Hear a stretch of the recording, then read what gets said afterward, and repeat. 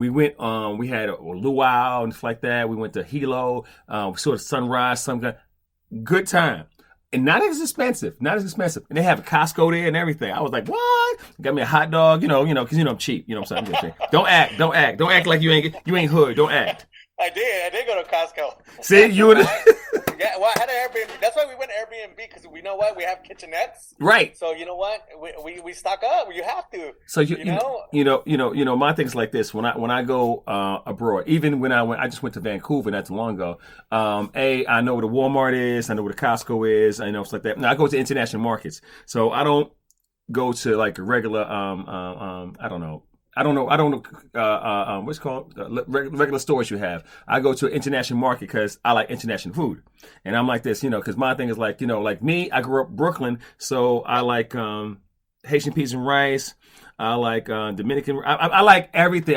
I like everything international. So that's all I know. You know what I'm saying? So when I go abroad, I'm like this, okay, what y'all got? And I eat local. I don't eat, I'll go to one restaurant and the rest of it is local. You know what I mean? Now, when I go to Ecuador, I'm not eating a guinea pig. That shit ain't gonna happen. No, Pete, I'm not eating the guinea pig. All right, I seen them, I pet them. I'm not eating that. Okay, everything else, I'm good. All right. Are you a good teammate? I believe so. And when you say that, I mean, I normally serve as a supervisor manager. Okay. So I have to look at, I try not to get too personal with everybody. Just because you always have to have that, you have to be empathetic and you have to take care of your team, number one. But at the same time, there has to be, that distance where, if, somebody's messing up, you have to be really frank with them. Having that super tight, it makes it more difficult. So I always give myself a little distance, but I get to know my staff really well, know the strengths, the weaknesses, what they're going through, and I'm very empathetic. Just like code enforcement, we have to be very empathetic of our staff. So I would say I'm a good teammate. I would say that. The first time I met our friend Marcus Kellum, he was brand new to the county I was working at, and I'm an OG, so I came in there and he brought me in there, and I was like, okay, and then we went around stuff like that. And the one thing I've learned about code enforcement, I love that you guys have to have CEUs and continue education. I love how you guys got to be certified. And the animal control ain't like that, you know what I'm saying? And sometimes I'll be tripping, Last question for Easy H. Are you a dog or cat person, and why? I am a dog person. Okay. You know what? There's a thing about dogs. They're just loyal animals. Yeah. To me, that's a biggie. Loyalty's always been a biggie for me, and yeah, I just love those. Dog can, you're having a good day, bad day, the dog will always be by your side. All right, cool. I appreciate that was the Easy 8. Now we get to we got a few more minutes with Pete. We're going to get it in. So, how did you start? How did you start in code enforcement? What brought you to code enforcement? You know what? I actually, fresh out of the military, I was a driving instructor, and I went to our community college, and I took one of those personality tests, and they said, okay, it came out I should be a surgeon or a police officer. So I said, you know what? Let me try my hand at police officering. Mm-hmm. So I got into the academy, and during the academy, probably in the 4th month, I jumped a wall and I shattered my foot. Oh. So I shattered my foot, and I was supposed to get recycled. During that time, the economy was really bad.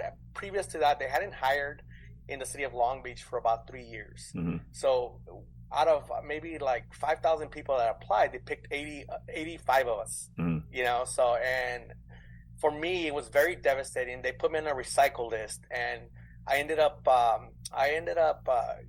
going to the sheriff's station to work in the office, and then I got offered a job as a part-time parking enforcement officer, which is a big demotion, kind of, Mm-hmm. Mm-hmm. Anyways, long story short, I ended up meeting the code officer people, and I really kind of resonated to what the job they had, because at that time I was working with the sheriffs, and I didn't like some of the stuff I was seeing, and kind of thought about maybe this isn't the job for me. Mm-hmm. Maybe I don't want to do this. Mm-hmm. And, everything about me told me that it was in my path. And anyways, I ended up getting a full-time job in the city of Bellflower as a code enforcement officer. And then from there, had a bunch of experience, which led me to other jurisdictions and supervisory roles. And that's how I ended up in code enforcement. So it was just kind of like a freak accident. I think everything happens for a reason. Mm-hmm.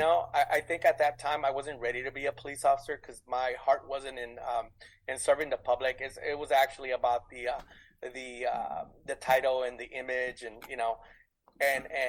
that caused me, being around that, not being part of that group, really caused me to open my eyes and say, hey, this maybe isn't the right path for me. Mm-hmm. So I ended up code enforcement, and looking at the way code enforcement have to interact with people, they work more in a servant mentality instead of like trying to solve issues. Mm-hmm.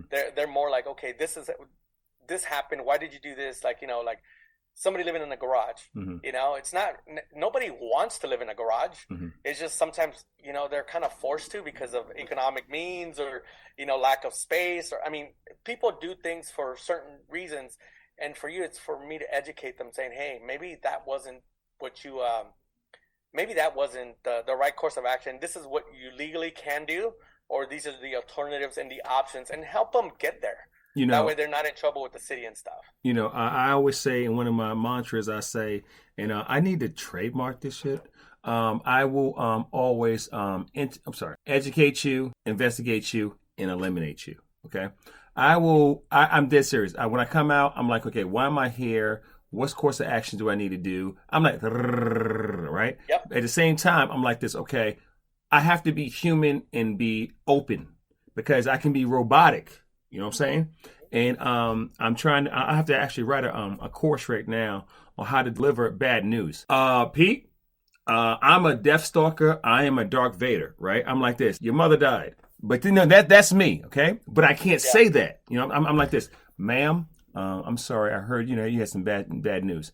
So with that being said, I have to like, okay, how do I go into, and don't get me wrong, I'm like, I will educate the living hell out you.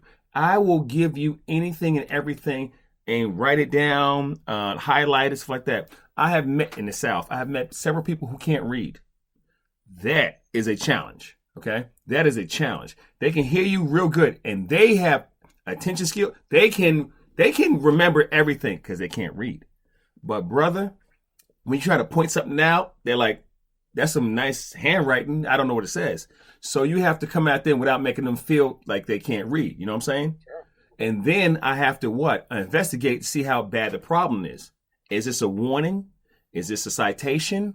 Is this something where I'm going to confiscate? You know what I'm saying? What do I need to do?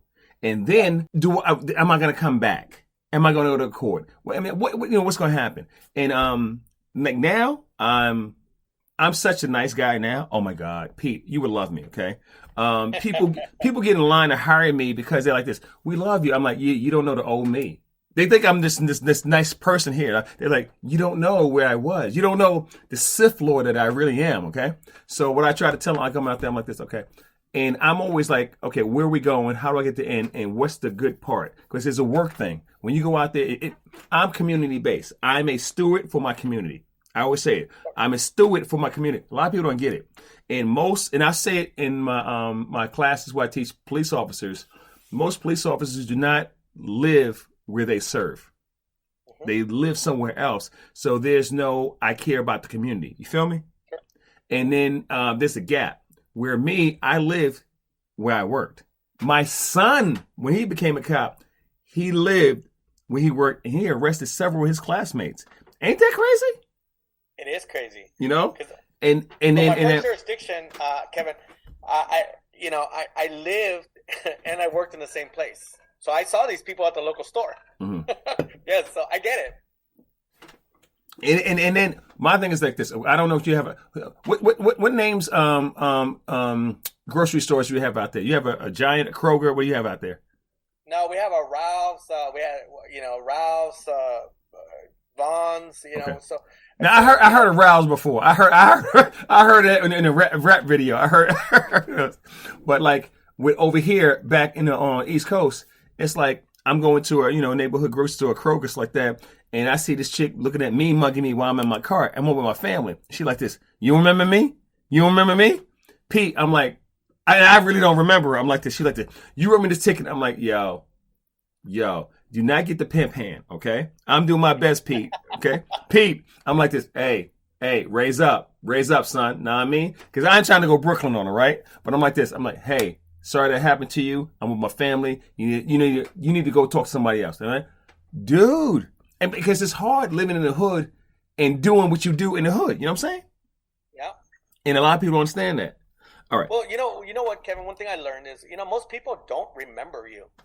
They don't. Yeah. But when you have a negative interaction, people do remember you. Mm-hmm. And if you wrote like, I can tell you right now, I can't even remember what the cop looked like. Last person that wrote me a speeding ticket, or I can't remember their face. Mm-hmm. If you ask people that got in DUIs, you say, "Hey, do you remember the cop?" No, I kind of remember him. And when it comes to the public. And this is kind of like where I get a little bit, I look at your interactions with the public. Look, if you always go out there with a servant mentality, you're going to avoid all these other problems that people have. People wanting to attack you or people wanting to do this to you. You know what? Go out there, explain things, give them solutions, be a nice person. Because you and I know. I grew up in the hood. I tell you, I grew up in the place where I grew up. It's no longer there. It was that bad. It's no longer there. They tore it down. And I tell you, you talk to somebody the wrong way, you're gonna get smacked in the mouth, like straight up. And so you learn this, and you have to and you develop these like street smarts and these spidey senses out when you're talking to people. So when you're talking to people, like you said, sometimes you have to bring your intelligence level down to be at their level so you can relate. Sometimes you do have people, for me, and I talk about this, sometimes the color of our skin puts us at a disadvantage where people look at us like we're less intelligent than we are. So we have to scale it up and say, okay, we're at this level. And guess what? By the way, I have the law behind me and I'm probably going to win anyways. Right. So let's negotiate. Let's work together. Let's solve this problem. So at the end of the day, I think, just being empathetic, like you said, when you see somebody at the store, they can look at you like, yeah, you're that jerk that wrote me that ticket. Right. But, you could be that jerk like, yeah, I wrote you the ticket after I gave you 10 warnings and I was super nice to you. Right. Then I wrote you the ticket. Right. My thing is like this. For me to write you, okay, back in the day, for me to write your ticket, oh, son, I'll light your ass up, okay? I'll make it rain, okay? $1,000. And people tell you, they're like this, if I come out hearse first, curse or worse, okay? I'll let you know. But now I'm like, okay, how can I educate you?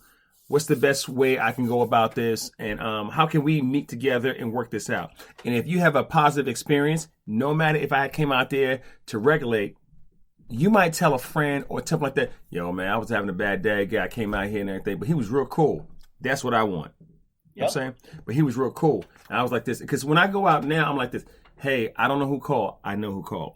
And then come on, right? And then I tell you like this. We talking. I do my best not to see the violation half the time. Okay, I'm being real. I'm like this. Unless it's kind of crazy, I need to see whatever it is. Most of the time, I'm like, hold up, before I see something. Don't get yourself in trouble. Let's talk, okay? And then I'm like this, hey, I need this done, okay? And then we work from there. A lot of people will tell on themselves, don't know they tell on themselves, and I'm like, okay, here we go. And I don't want to come back out. So I'm like this, okay, how can I do this? Maybe do a follow-up. And after that, I'm like, okay, we good. Pete, promote yourself. I got 10 minutes left. I'm on episode 47. I'm with the awesome Pete Roque. He's in Cali, living his best life. About to go out to In-N-Out Burger and talk to me, man. Yeah, I never had an In-N-Out, bro. Talk to me. Really, it's awesome. We got 5 guys. We have everything. We have a lot of stuff here. But currently I'm working on several projects. I'm working with stuff with ICC. I'm still on the ACE board on the ICC Code Enforcement chapter of Orange County, which is the only ICC Code Enforcement chapter in California. So I'm on the executive board on that. I also run a website called codeenforcementeducators.com, where there's a lot of free resources, a lot of free training, all the podcasts that you were on. And so I have 2 shows. I have one, Code Concepts, where we talk about issues, and we have Code Enforcement Network, which you were on, which we focus on the individuals making a difference in their industry. You know, and that one's hosted with my partner Cecilia Muela, and the other one's hosted with my other partner, CC.